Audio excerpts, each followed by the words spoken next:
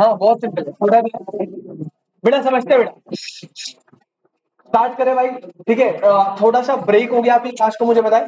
तो last class में बेटा हमने जो है सप्लाई वाले कॉन्सेप्ट को खत्म करा था, अगर आपको याद हो। मैं एक बार जल्दी से रिकॉल करवा देता हूँ। ठीक है, हाँ 100 150 रुपए भी दिए थे भाई। ठीक है, क्वेश्चन के मिल गए थे विशाल भाई। किसको दिए थे? मैंने विशाल को दिए थे उस दिन, तेरे को क्या दे दिए भाई? मिल गए थे ना भाई? कह रहा सही है, 10 दिन का चाय सुट्टा निकल गया। ठीक है, अब समझते हैं बेटा। बेटा लास्ट क्लास में हमने सप्लाई कॉन्सेप्ट करा था। सप्लाई कॉन्सेप्ट में, सप्लाई कॉन्सेप्ट की अगर मैं आपसे बात करूं, सप्लाई में हमने देखा सप्लाई क्या होती है, क्वांटिटी सप्लाई क्या होती है, सप्लाई और प्राइस का रिलेशन क्या होता है। उसके बाद हमने ये देखा कि सर वो कौन से फैक्टर्स हैं जो सप्लाई को अफेक्ट करते हैं। डिटरमिनेंट्स ऑफ सप्लाई, सर एक था price of the commodity, positive relation था। एक था price of related good, negative relation था। एक था price of factors of production, negative relation था। फिर था टेक्नोलॉजी, एफिशिएंट चेंज आया तो सप्लाई बढ़ेगी, इनएफिशिएंट में there is no change in supply. फिर था गवर्नमेंट पॉलिसी, उसके दो पार्ट थे, टैक्स और सब्सिडी। टैक्स के साथ नेगेटिव रिलेशन, सब्सिडीज के साथ पॉजिटिव रिलेशन। सर उसके बाद एक था साइज ऑफ इंडस्ट्री या नेचर ऑफ कंपटीशन। साइज बड़ा होगा सप्लाई ज्यादा होगी, साइज ऑफ इंडस्ट्री कम होगा सप्लाई कम होगी। फिर था other factors like foreign policies कैसी है, गोल ऑफ दी फर्म क्या है, प्रॉफिटेबल है नॉन प्रॉफिटेबल है, सेल मैक्सिमाइजेशन। एक था natural factors, man made factors, ये सब अदर फैक्टर की कैटेगरी में थे। फिर और आगे गए थे तो हमने दिखा था बेटा सप्लाई में चेंज दो टाइप का आता है। एक आता है चेंज इन क्वांटिटी सप्लाई, जिसमें एक्सपेंशन एंड कॉन्ट्रैक्शन होता है, और इसमें हमेशा सप्लाई कर्व में क्या होती है, मूवमेंट। सप्लाई कर्व में क्या होती है, मूवमेंट। एक्सपेंशन में अपवर्ड मूवमेंट होती है, कॉन्ट्रैक्शन में डाउनवर्ड मूवमेंट। उसके बाद हम कहते हैं चेंज इन सप्लाई। सर उसमें क्या होता है, उसमें जो है हमारा प्राइस कांस्टेंट होता है, अदर फैक्टर में चेंज आता है, उससे सप्लाई चेंज होती है। दो चीज होती है, इंक्रीज एंड डिक्रीज। इंक्रीज में राइट ओवर शेप और डिक्रीज में लेफ्ट ओवर।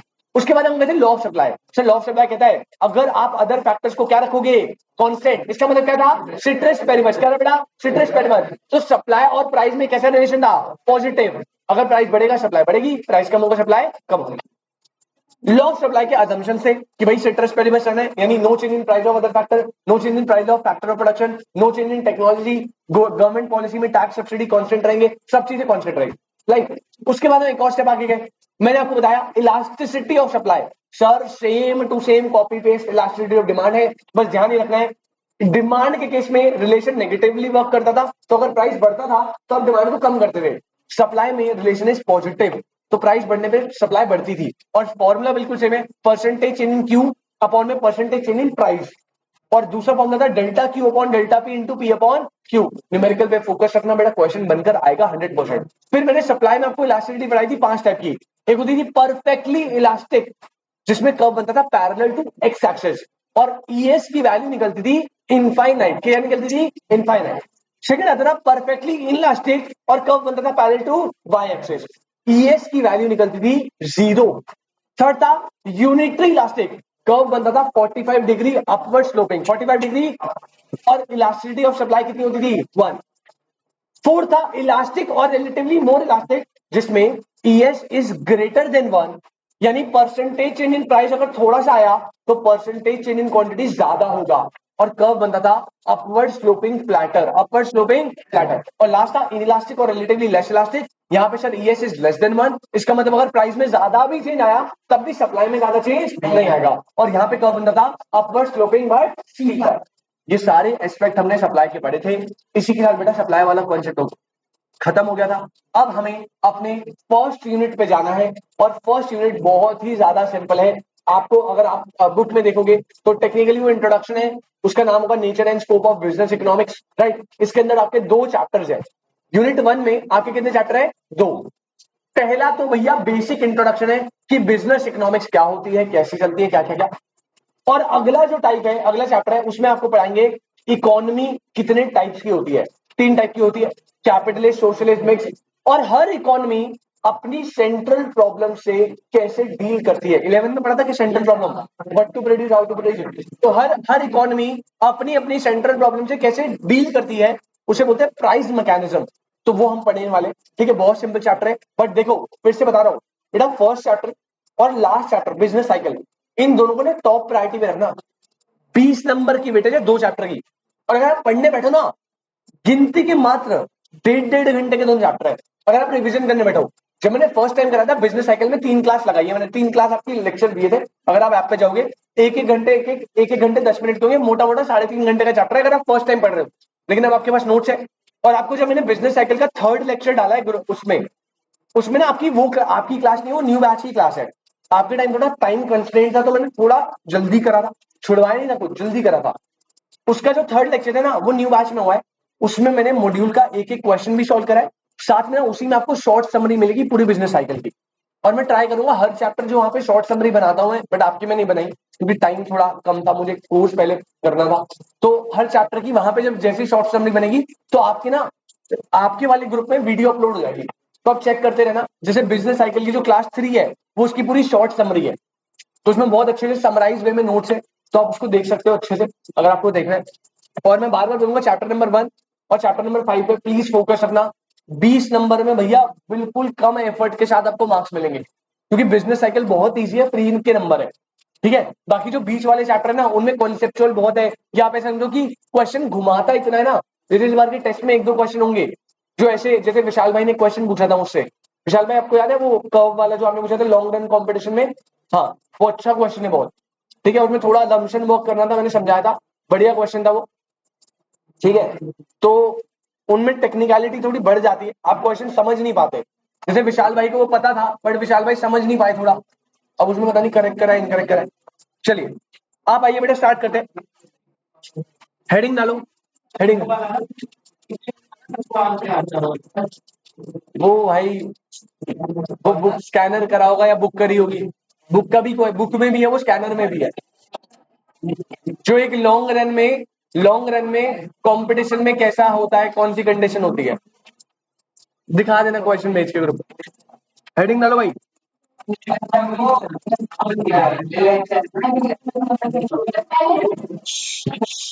अरे बस रे,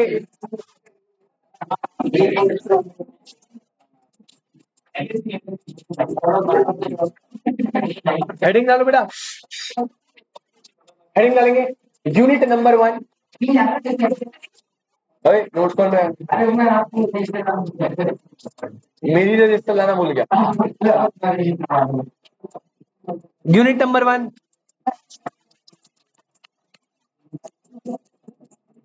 nature and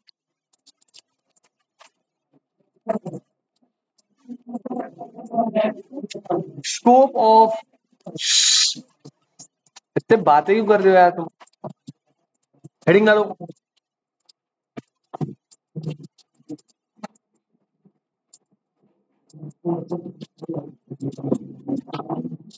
nature and scope of business economics. अब बेटा ये जो यूनिट नंबर 1 है, इस यूनिट नंबर 1 को मैं 2 पार्ट में पढ़ना है। ठीक है, 2 चैप्टर्स है। सबसे पहला चैप्टर इसके अंदर आएगा chapter number 1, that is introduction of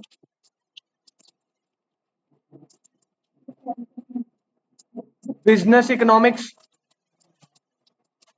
फिर आएगा बेटा chapter number 2, that is types of economy and price mechanism. मतलब आपकी बुक में थोड़ा आगे पीछे नाम होगा, कोई दिक्कत नहीं है, कॉन्सेप्ट ये बेटा। पूरी यूनिट का जो वेटेज है that is 10 marks, 10 to 12 marks. और आप लगा लो चैप्टर वाइज 5 मार्क्स लगा लो। ठीक है, और इसमें से 2 क्वेश्चन तो भाई बहुत फेवरेट है, उसके 2 क्वेश्चन तो भाई आते बहुत चांसेस आने के, तो वो मैं स्टार बना दूंगा। लेकिन ईयर, हाँ एक तो ईयर्स हो गए, नाम हो गए, इन बंदों के नाम है, डेफिनेशन जिन्होंने दी है। ठीक है, एक बिजनेस इकोनॉमिक्स की कैरेक्टरिस्टिक्स होती है, वो हर पेपर में मैंने देखा है, ऑलमोस्ट हर पेपर में वो पूछता है बिजनेस इकोनॉमिक्स की कैरेक्टरिस्टिक्स। तो ये इसमें 2 टॉपिक है। और इसमें इसमें एक क्वेश्चन उसका मोस्ट फेवरेट है, दैट इज इकोनॉमी के टाइप्स होते हैं 3, उनमें से कोई एक फीचर दे देगा, कहेगा इकोनॉमी बताओ कौन सी है। ठीक है, तो पढ़ेंगे आराम से, बहुत सिंपल है। प्रॉपरली नोट्स बनाना, क्योंकि मामला क्या है ना, आपकी बुक में ना इसमें कंटेंट इतना एक्स्ट्रा कंटेंट है, थोड़ा सा फालतू अननेसेसरी का। ठीक है, तो आप मस्ट करके पहले नोट्स करेंगे, 90% मामला नोट से हो जाएगा। उसके बाद आप थोरो रीडिंग करके बैक के क्वेश्चन देख लीजिएगा, मोर देन सफिशिएंट। स्कैनर वगैरह तो है ही फिर उसके बाद। ठीक है, चलिए स्टार्ट करते हैं भाई।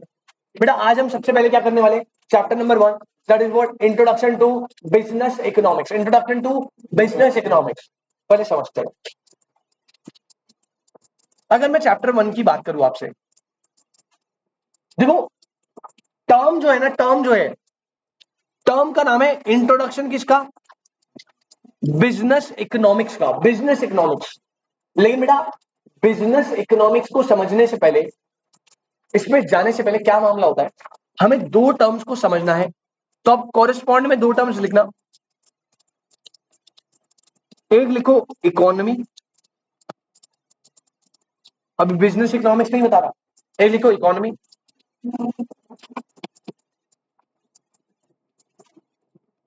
और एक लिखो इकोनॉमिक्स। मतलब ये तो आपने बचपन में पढ़ा हो।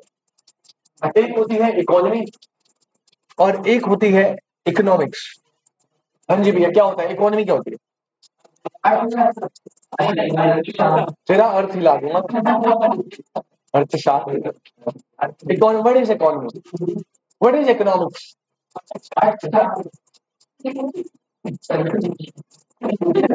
है बेटा, हिंदी में बोलते हैं ऐसे। समझो, व्यवस्था, रुक जा। अच्छा, आपको दो वर्ड पे फोकस करना है पहले। अगर आपको बिजनेस इकोनॉमिक्स का मतलब समझना है तो पहले आपको नॉर्मली दो टर्म को क्लियर करना पड़ेगा, एक है इकोनॉमी और एक है इकोनॉमिक्स। बेटा जब मैं आपसे इकोनॉमी की बात करता हूं, सिर्फ इकोनॉमी की, तो जो इकोनॉमी है ना, वो एक क्या है, सिस्टम। क्या है इकोनॉमी का सिस्टम, ठीक है।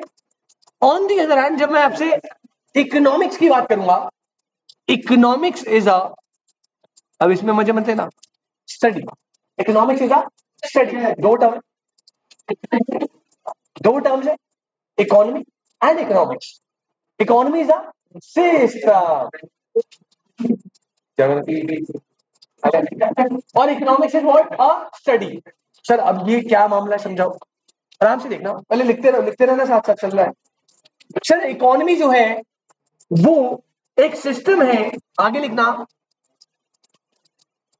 which provide people,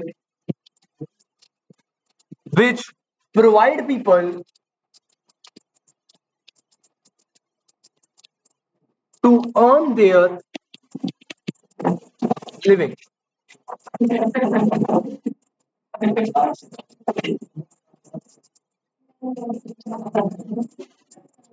इकोनॉमी, चला था चेयर पीछे कर ले, कर लिया उसने।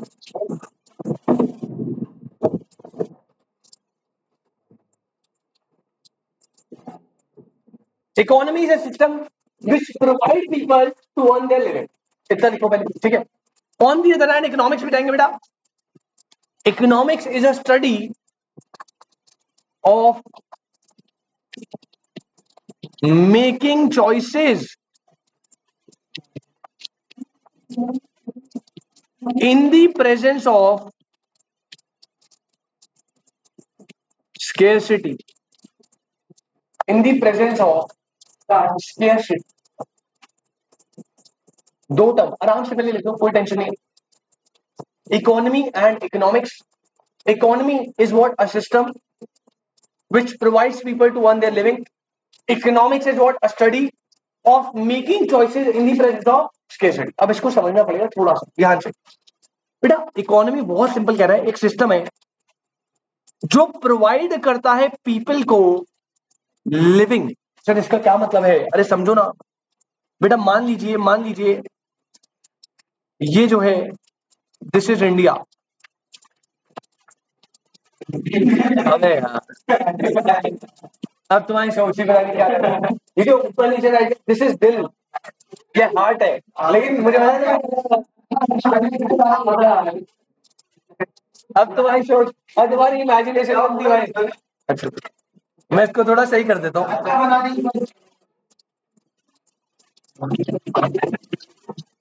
ठीक है भाई। अगर इसके बाद भी तुम इसे कुछ और समझ रहे हो तो तुम्हारी सोच पे भी।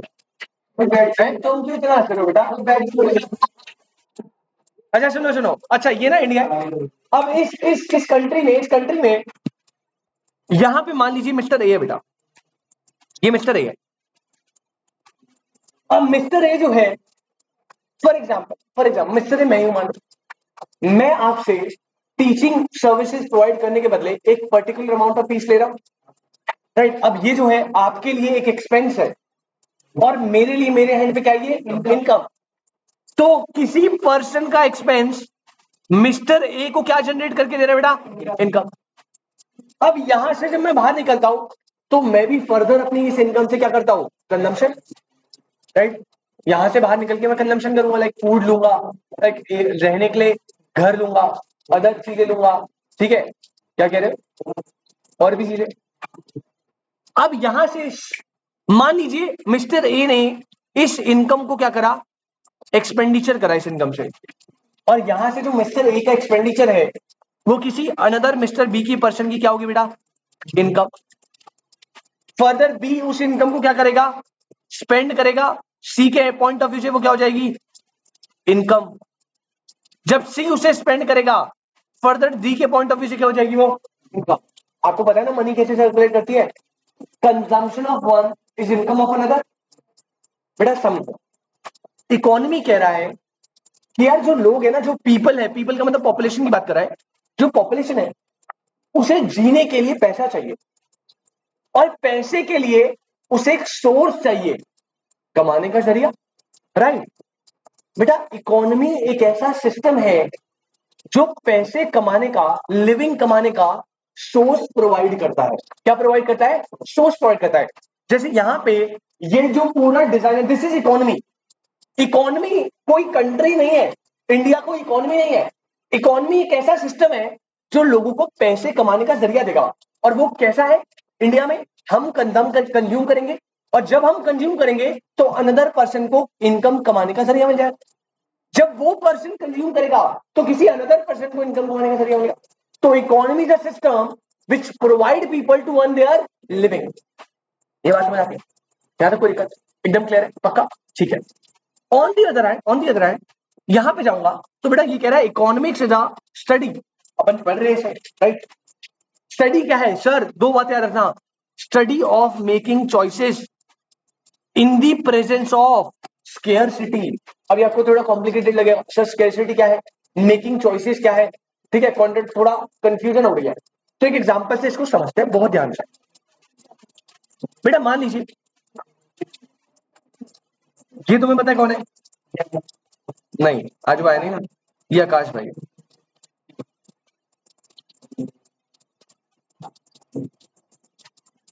हमारे जो आकाश भाई बेटा,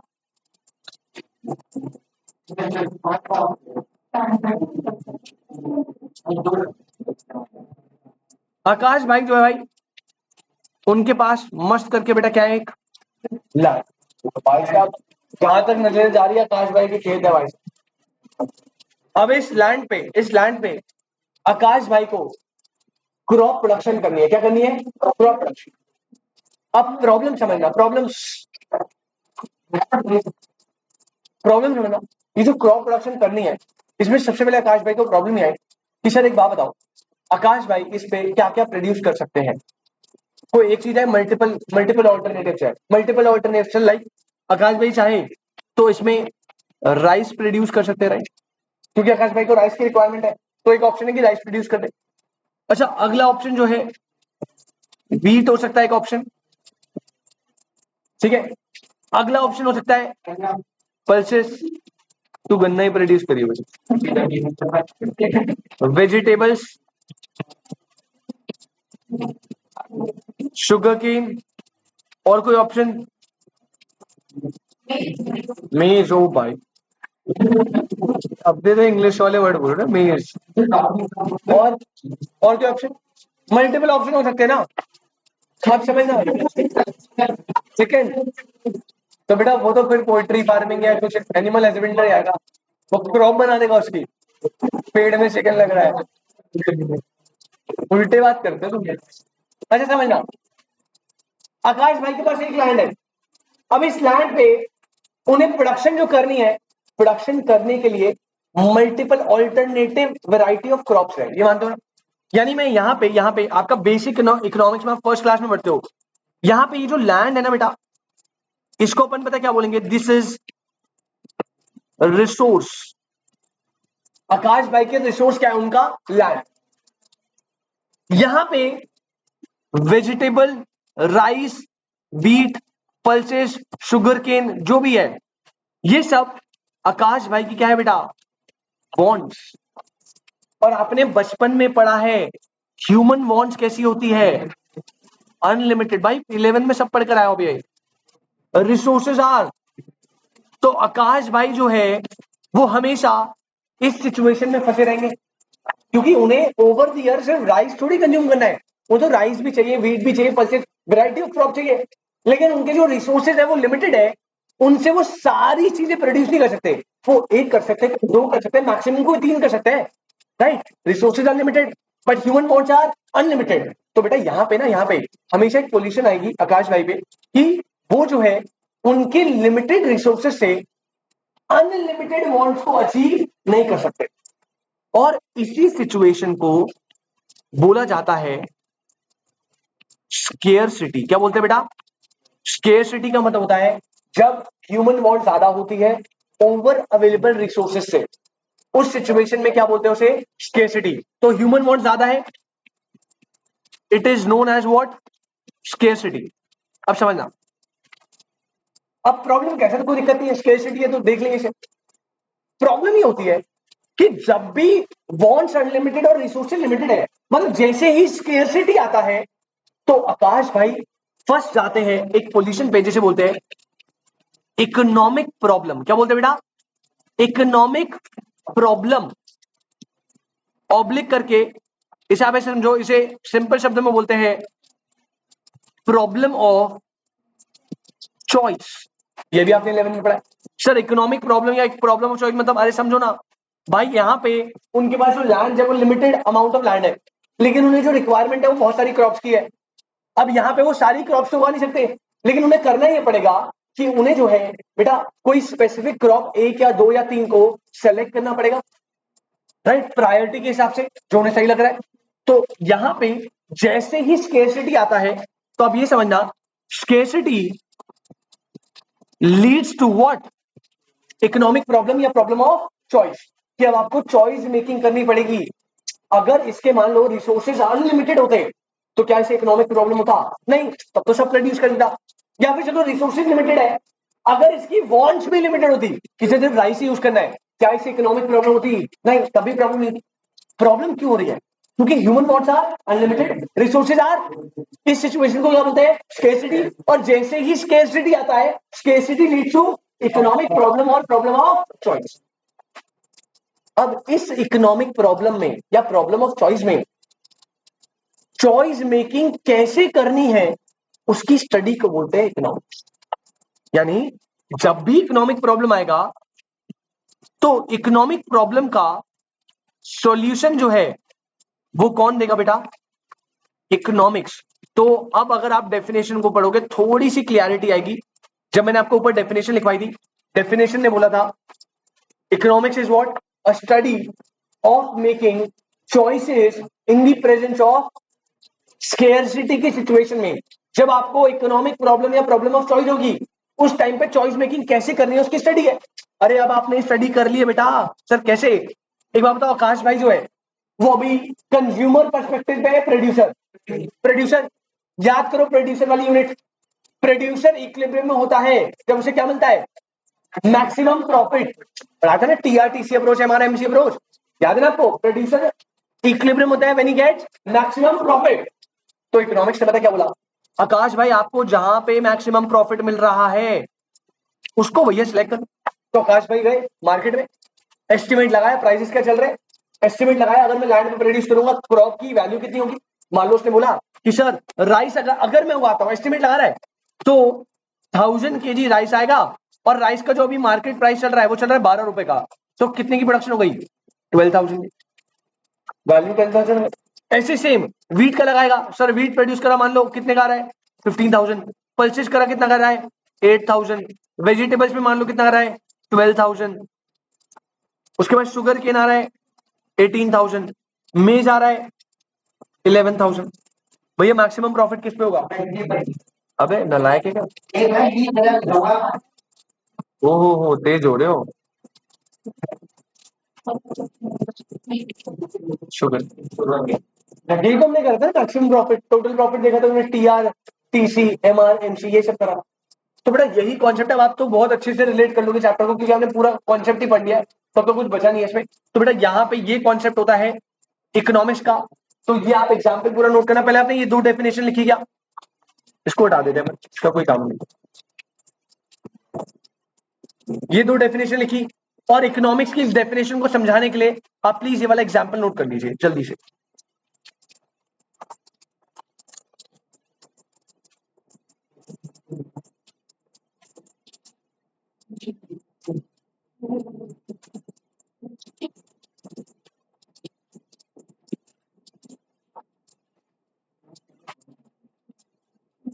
चलिए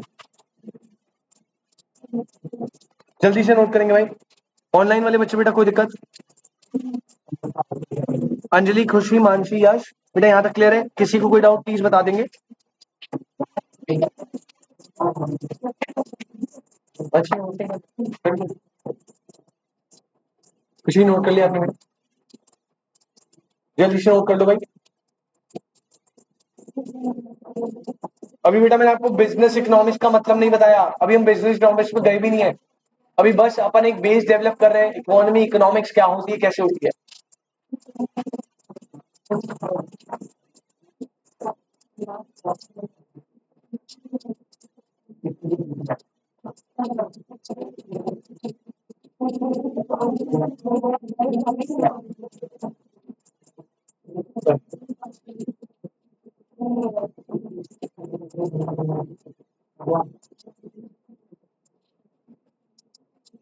डन है? यहां तक कोई दिक्कत? एक बार रिकॉल करें जल्दी से भाई, एक बार रिकॉल करें जल्दी से। मैं आपकी बात प्लीज बंद होगी, प्लीज बंद होगी। एक बार रिकॉल करें यहां तक। सर सबसे पहले मैंने आपको दो टर्म बताई। पहला क्या था? इकोनॉमी, दूसरा क्या था? Economics. Economy is a system, वो system which provide people to earn their living. Economics is a of making in the present of. फिर मैंने बताया resources are limited, human wants are.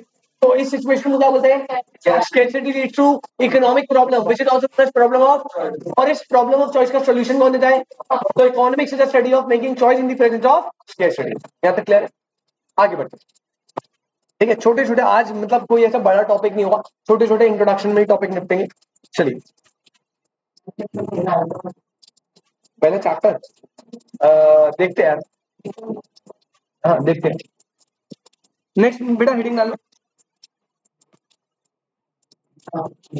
बेटा, इससे इंपॉर्टेंट मार्क कर लेना प्लीज। क्वेश्चन बनता है इससे। आपका बेटा जो इकोनॉमिक्स वर्ड है जिसका भी हमने डेफिनेशन देखा, इसको समझना। अब ये जो बातें आएंगी, थोड़ा डेटा होगा, थोड़ी बातें होंगी, थोड़े नाम आएंगे इकोनॉमिक्स के, ये इंपॉर्टेंट है 1 मार्क के लिए, ये आता है क्वेश्चन। बेटा इकोनॉमिक्स जो है ना,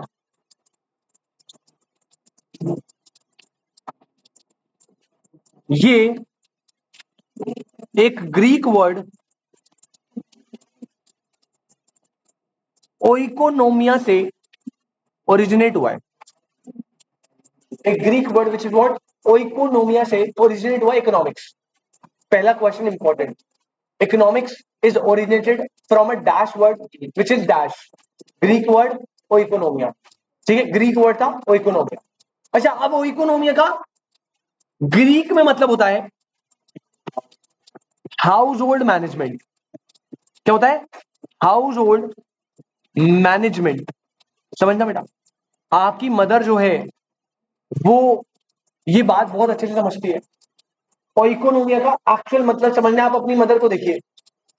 आपकी मदर जो है आपके घर को कैसे मैनेज करती है, क्योंकि वहां पे कई बार ऐसा होता है जो रिसोर्सेज होते हैं वो क्या है? लिमिटेड। लेकिन आपकी जो वॉन्ट्स होती है वहां पे भी वो क्या होती है? अनलिमिटेड। यही सिचुएशन बेस्ड होती है। अब आपकी मदर जो है अपने घर को मैनेज करती है with these limited resources, right? मतलब हर जगह नहीं होगा, हो सकता है हर जगह, कई जगह रिसोर्सेज थोड़े ज्यादा हो, कई जगह कम हो, लेकिन आप समझो रिसोर्सेज ज्यादा भी होंगे ना, तो वॉन्ट्स तो उसकी ज्यादा होगी। और जो अंबानी है भाई उसके पास रिसोर्सेज बहुत है, लेकिन क्या वो स्केर्सिटी नहीं फेस करता? करता होगा, क्योंकि उसके कंपेरेटिवली उसकी फिर जो वॉन्ट्स है वो भी तो बढ़ेगी ना। आपको लग रहा है, अभी आपको लग रहा है भाई साहब 1 लाख रुपए बहुत होते हैं, बट मैं जेन्युइनली बता रहा हूँ, जब आप 1 लाख रुपए महीना कमाओगे ना, यूं उड़ जाता है भाई पैसा, पता नहीं लगेगा आपको, कुछ नहीं होता 1 लाख रुपए, कुछ भी नहीं होता, यूं खत्म हो जाता है। अभी आपको लग रहा होगा 1 लाख रुपए महीना, पागल हो गया सर, हम तो भाई साहब नोट उड़ाते फिरेंगे 1 लाख रुपए, लग रहा है ना भाई? जब आप कमाओ बेटा कुछ भी नहीं होता। मैं कह रही मैं, अबे भाई तू चला, अभी मैं आपको रिसेंटली अपना बताता हूँ, मैं जेन्युइनली बताता हूँ, मेरे को भाई इतना इतना ऐसे लगा यार क्या हो रहा है, पैसा कमाना है यार। भाई अभी मेरा फोन लेने का प्लान बन रहा था, इसका ना कुछ इशू, मतलब ऐसे कोई इशू नहीं हो रहा, बट मैंने ना यूट्यूब का थोड़ा मुझे कुछ करना है, नई चीजें ट्राई, तो उसके लिए ना डिवाइस बड़ा स्ट्रॉन्ग चाहिए और स्टोरेज वाला चाहिए। ये 128 GB भर जाता है, 2-3 वीडियो बनती है। मुझे डिवाइस चाहिए था, मैं गया। अब समझना पूरी कहानी सुनाऊंगा, तुम दर्द समझो मेरा। तुम सोचते हो तुम बच्चे कैलकुलेट करते होंगे जो हम करते थे, एक बच्चे, तुम करते हो ना, एक बच्चे से इतने आ रहे हैं, बैच में 80 बच्चे हैं, तुम सही कमा रहे हैं। फिर तो ये यहाँ है, फाउंडेशन के तो 2 और बैच है, फिर तो शायद वहां भी जाते हैं। ये करते हो तो हम भी करते थे। अब भाई रिसेंट का इंसिडेंट है, तुम ये मत समझना बेटा स्केर्सिटी मैं भी फेस कर रहा हूँ, अंबानी भी फेस कर रहा है। अभी मैं रिसेंटली डिवाइस लेने गया भाई वहां पे, तो अपन डिवाइस लेने गए थे बेटा, डिवाइस जो था वो था 1,46,000 का, ठीक है भाई, नहीं 1 TB ना, 512 GB था, ठीक है भाई। मैं गया वहां पे, अब उस टाइम पे देखो, अब आप कहोगे सर ऐसे थोड़ी है बेटा, आजकल एक बहुत बहुत बढ़िया ऑप्शन चलता है, नो कॉस्ट EMI का, है ना? अब आप कहोगे सर ऐसे बड़ी बात है। बेटा फाइनेंस का ना एक रूल होता है, आपको ना कहीं पे भी मोटा पैसा ब्लॉक नहीं करना चाहिए। अब फॉर एग्जाम्पल मेरे पे, मैं 1.5 लाख रुपए नो कॉस्ट EMI बन रही है, उसमें कोई इंटरेस्ट नहीं लगता, राइट? जनरली 16% इंटरेस्ट होता है, नो कॉस्ट EMI में कोई इंटरेस्ट नहीं होता। अब मैं 1.5 लाख रुपए अगर ऑन द स्पॉट यहां दे दूं, लेकिन उस 1.5 लाख रुपए को मैं अपने अकाउंट में रखूं, आपको पता है अकाउंट में एक सिस्टम होता है ऑटो स्वीप, पता है आपको? ऑटो स्वीप एक फंक्शन होता है जिसमें आपको सेविंग अकाउंट की फ्लेक्सिबिलिटी मिलती है। मेरा अकाउंट सेविंग है HDFC में, लेकिन जो रेट ऑफ इंटरेस्ट है वो फिक्स डिपॉजिट वाला मिलता है।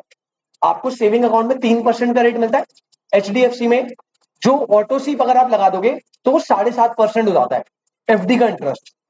अब अगर मैं 1.5 लाख रुपए यहां ब्लॉक कर दूंगा और इसे 1.5 लाख को यहां रखूं, 9 महीने की नो कॉस्ट पे करूं, 9 महीने तक यहां से तो इंटरेस्ट आएगा ना फालतू।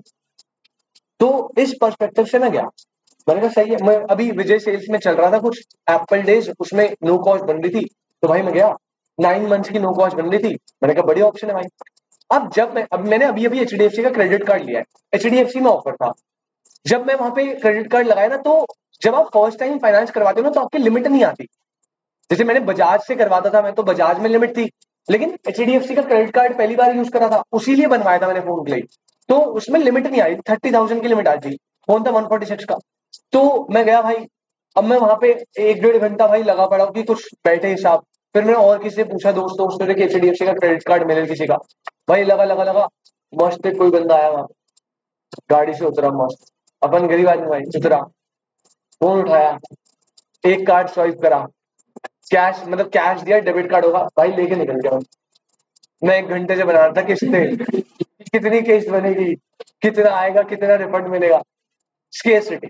आपको लग रहा होगा भाई कुछ नहीं है 1-1.5 लाख रुपए, यूं यूं, फिर मेरा मतलब मेरे को पिंच होगी यार वो आदमी, मैंने कहा ये क्या चल रहा है, मजाक थोड़ी है।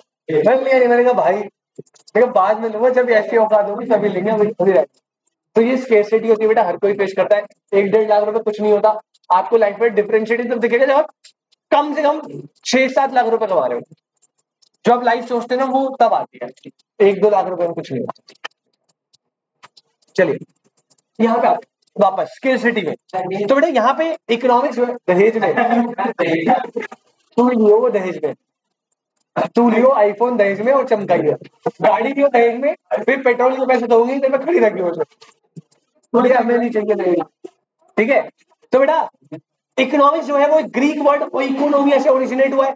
ओइकोनोमिया का मतलब क्या है? House hold management. Like house hold में भी ये बहुत ज्यादा होता है कि सर हाउस होल्ड में क्या होता है, जो वॉन्ट्स होती है वो अनलिमिटेड होती है और आपके जो रिसोर्सेज होते हैं वो लिमिटेड होते हैं। तो हाउस होल्ड ना इस चीज को बहुत अच्छे से मैनेज करते हैं। जैसे आपकी मम्मी भाई लिमिटेड फंड में फिर भी भाई घर भी चला लेती है और भी एक्सपेंसेस पे करती है, उसके बाद तुम्हें भी पैसे देती है, राइट? तो कितने अच्छे से सब चीजें मैनेज कर रही है। तो इसी से इकोनॉमिक्स ओरिजिनेट हुआ है। और यहां पे ना इकोनॉमिक्स का टर्म ही पता है क्या निकला है? To manage. अब यहां पे हम क्या मैनेज करेंगे? यहां पे इकोनॉमिक्स में हम मैनेज करेंगे कि हम मिनिमम रिसोर्सेज से मैक्सिमम सेटिस्फैक्शन कैसे अचीव करें। ठीक है, यही कॉन्सेप्ट है। तो ये ग्रीक वर्ड वो जो है ना, और उसका मतलब क्या होता है, इससे 1 मार्क का क्वेश्चन बनता है।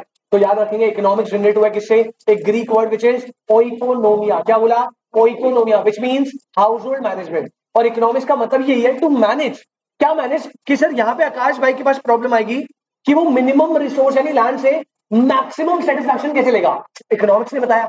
इकोनॉमिक्स ने कहा आप प्रोड्यूसर हो, प्रोड्यूसर किस क्लेम करता है? Maximum profit. उसे सेटिस्फैक्शन ही कब मिलेगी? जब उसे प्रॉफिट मैक्सिमाइज होगा। उसने कहा प्रॉफिट कैलकुलेट करो, उसे डिटरमाइन। चलो ये नोट करा, आगे बढ़ो बेटा। नेक्स्ट हेडिंग डालो। इसको नोट करने के बाद नेक्स्ट हेडिंग डालेंगे,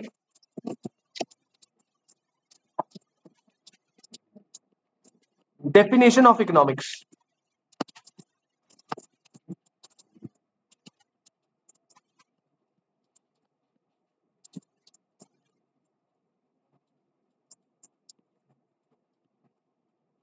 इसको ना आप 3 पार्ट में डिवाइड करना।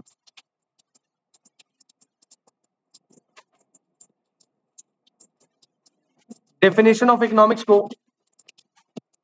3 पार्ट में डिवाइड करेंगे बेटा। टोटल 4 लोग हैं जिन्होंने डेफिनेशन दिया। इसको अच्छे से याद कर लेना, क्वेश्चन बनेगा इस फॉर्म में डेफिनेशन किसने दी थी प्लीज। ठीक है, ऑल्दो इन्होंने अपनी डेफिनेशन तो दी है, वो आपकी बुक में भी है, लेकिन 99% है कि डेफिनेशन नहीं देंगे, या डेफिनेशन देंगे भी तो आप कीवर्ड पकड़ के चलना, जो वर्ड बताऊंगा उस वर्ड को देखना। डेफिनेशन में वो वर्ड कहीं दिख रहा है आपको क्या?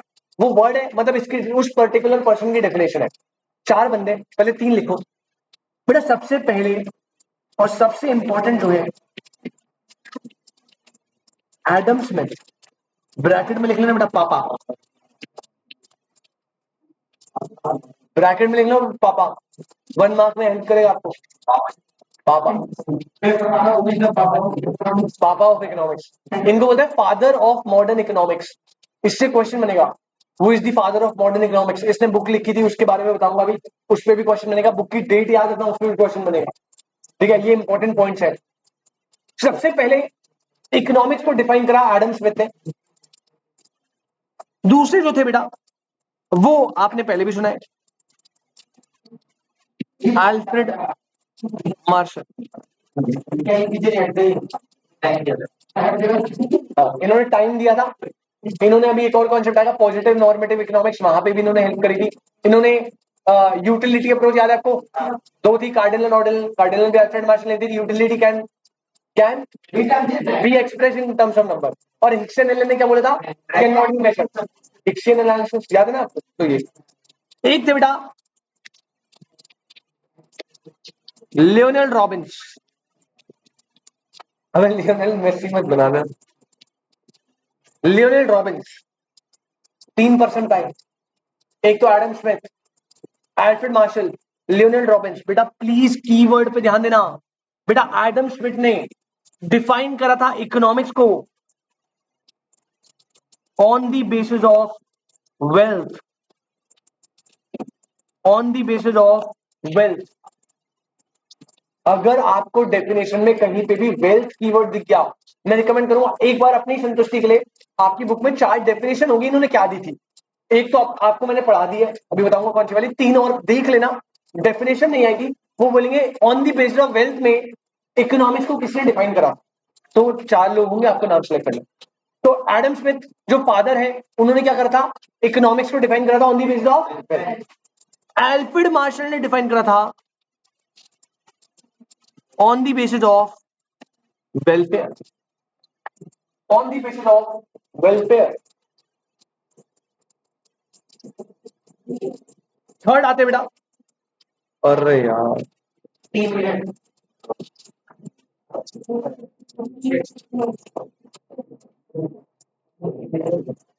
3 मिनट नहीं 2 मिनट, 1 मिनट पहले खत्म हो गया।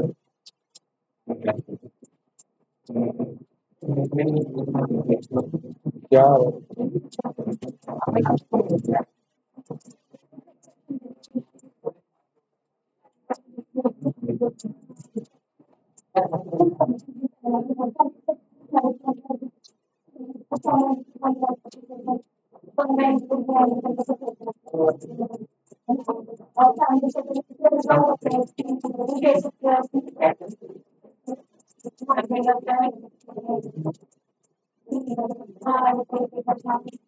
What is the hello?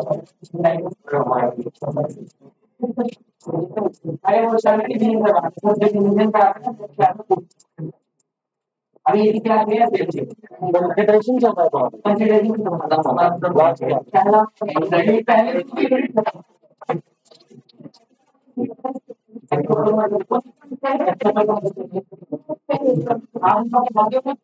भाई, पता ही नहीं मुझे भी पढ़ा दो भाई।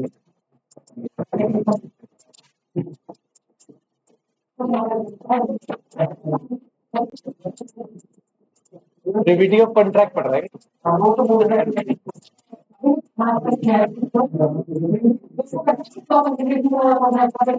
स्टॉपल वाला क्या बोल रहा है? इसका ये दिमाग खराब हो गया इसका। करण वो कंसिडरेशन डॉक्ट्रिन ऑफ प्रिविटी अलग है।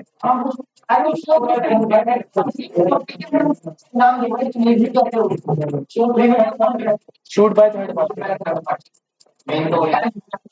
मेरा अबे भाई, अब तुम्हारे सर कैसे पढ़ा रहे हैं मुझे क्या पता। करण नो कंसिडरेशन नो कॉन्ट्रैक्ट, उसमें प्रिविटी था। मैंने क्या मैं डर गया, मैंने कहा आज इस सर से पिटा सीधेगा आज। सही बोल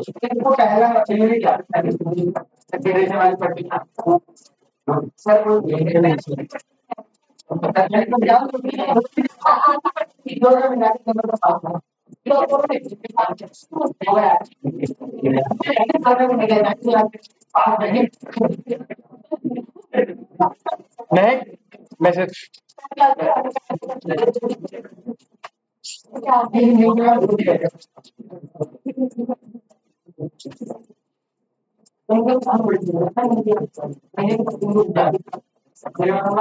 मैसेज डाल दीजिए प्लीज।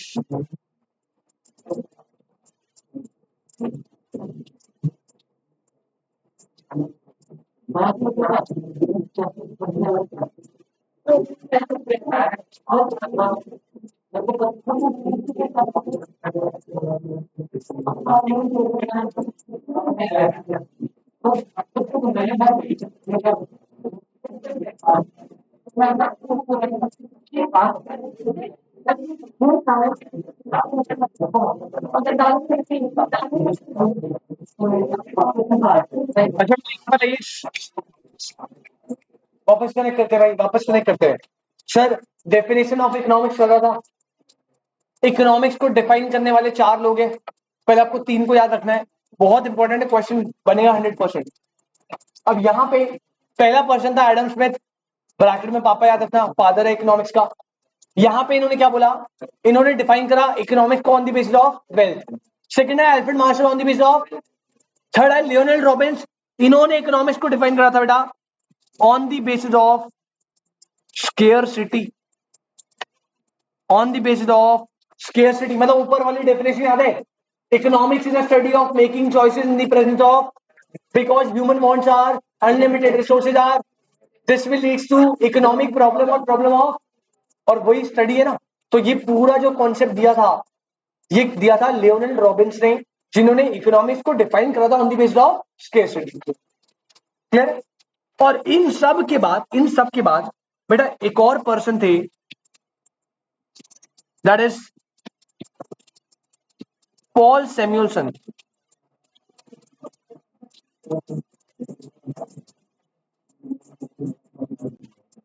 पॉल सैमुअलसन एक जगह पढ़ा था आपने प्रोडक्शन में।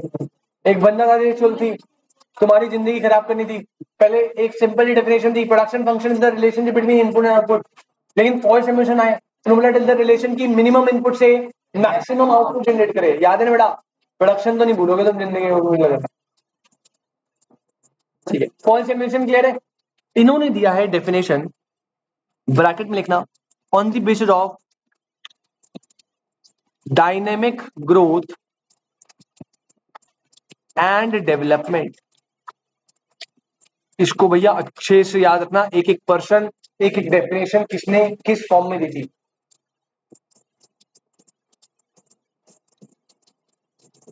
क्या है? कितनी डेफिनेशन हो गई? 4। सबसे पहले on the basis of wealth, on the basis of किसने दी थी? Adam Smith. कौन है वो? पापा, मैं पापा बोल दूंगा। सेकंड कौन है आपका? Alfred Marshall. कौन है बेटा? Alfred Marshall, on the basis of welfare. Third है लियोनार्डो रॉबिन्स। कौन है बेटा? Leonardo Robbins, on the basis of. और फोर्थ है Paul Samuelson, on the basis of dynamic growth and development. चारों को याद रखना। अब यहां पे कुछ बात करनी है हमें एडम स्मिथ के बारे में, इससे क्योंकि स्पेसिफिकली क्वेश्चन उठा है काफी बार, तो इसको अपन नीचे ले आते हैं।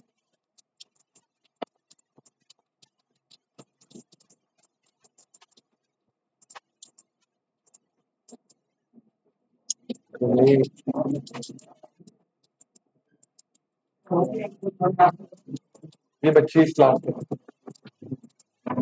स्नेहा, स्नेहा बेटा आपकी क्लास नहीं है, आपकी क्लास बेटा 12:30 से है। आप प्लीज लीव कर दीजिए।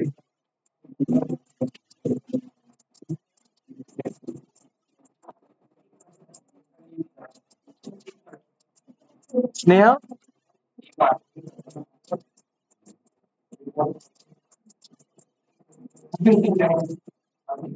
अबे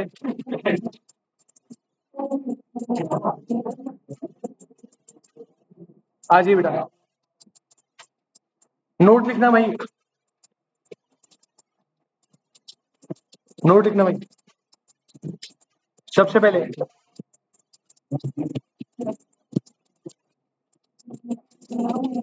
एडम स्मिथ 12:30 बोला था आपने? 12:30 का शेड्यूल था ना, तो अभी कर दूं 15 मिनट? 12, आपने वहां गलती से 12 बजे का टाइम दे दिया। नहीं, 15 मिनट यहाँ कर लेंगे, 15 मिनट वो स्टार्ट कर।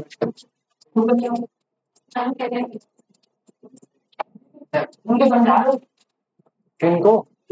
तू समझा दे भाई, मैं क्यों समझाऊं? मेरा काम समझाना नहीं है, मेरा काम पढ़ाना है भाई। नेम एडम स्मिथ, ठीक है। सेकंड लिखना बेटा, point number 2, define economics on the basis of wealth. Point number 3, famous bye father of modern economics. Point number 4, बेटा इन्होंने फर्स्ट बुक लिखी थी मॉडर्न इकोनॉमिक्स पे, जिसका नाम था the wealth of the nation. Book का नाम पूछता है वो भाई, सारी इंफॉर्मेशन बहुत इंपॉर्टेंट है। Nature and scope of business economics में जो वेल्थ को डिफाइन कर रहा है, ठीक है। पूरा नाम भी है बट आप इतना याद रखो, कोई दिक्कत नहीं। पॉइंट नंबर 4 लिखो, डेट ऑफ बुक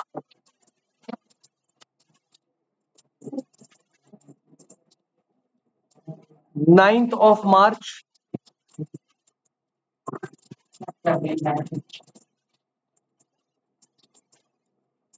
1776।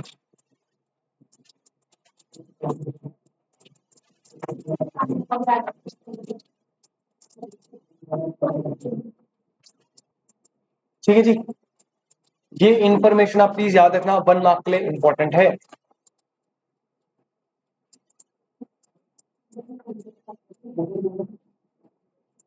और कोई दिक्कत?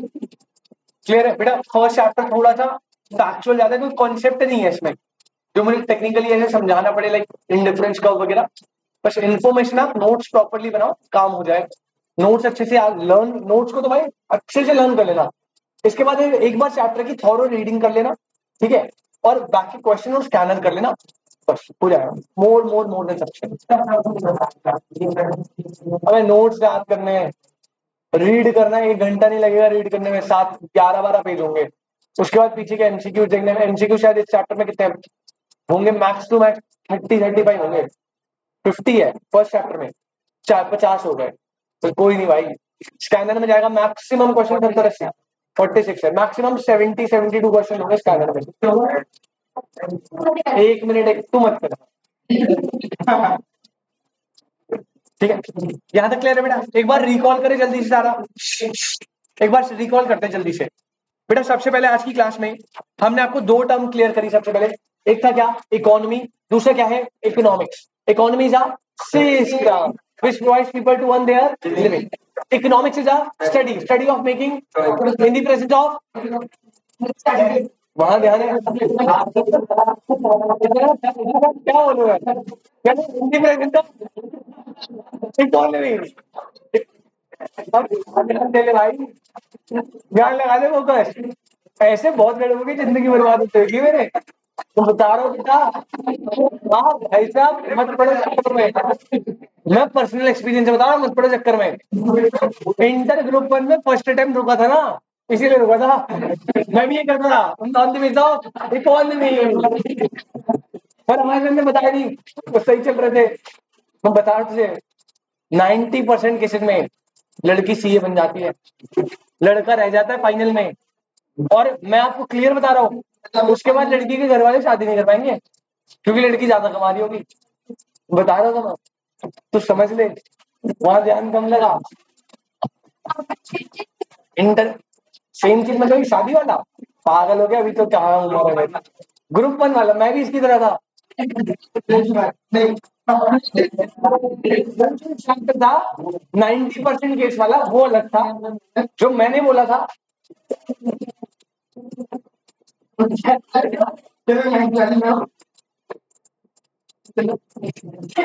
अच्छा होगा होंगे तो जिस हिसाब से तुम फोन चला रहे हो, बातें कर रहे हो। चलो वापस आते हैं भाई। भाई स्केर्सिटी, मन को थोड़ा ठहराव ला, मन में थोड़ा मचलता मन है, ठहराव ला लाइफ में थोड़ा। अच्छा तो आप में से करेक्ट करो, इकोनॉमिक्स का study of making,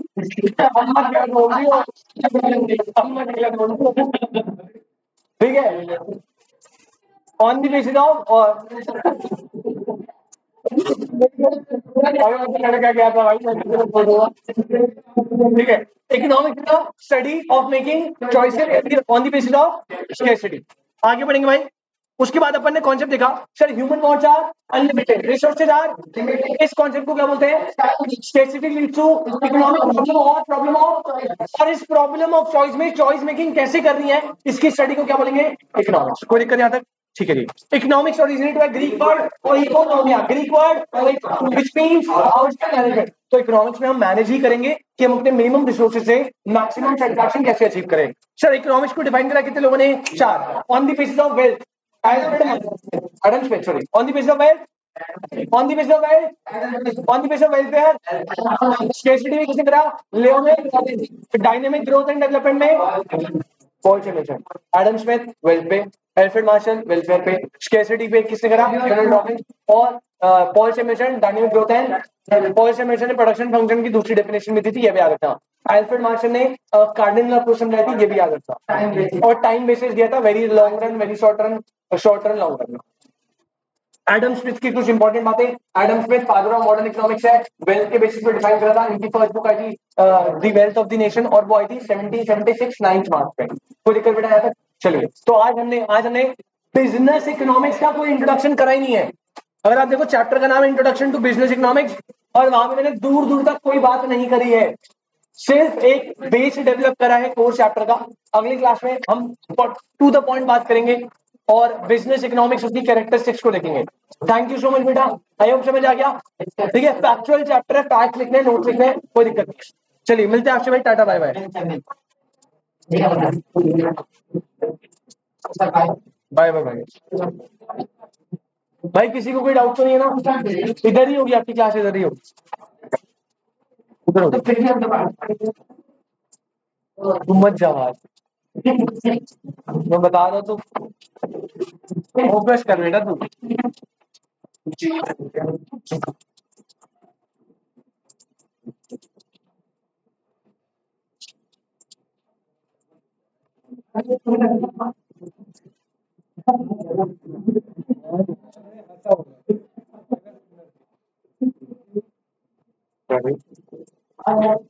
In case of individuality regarding the interior communication.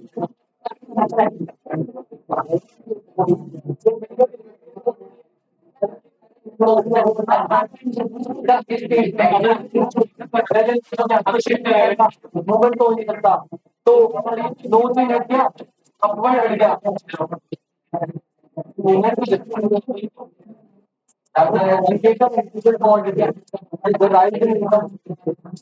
नहीं नहीं नहीं, ये ना तुम तो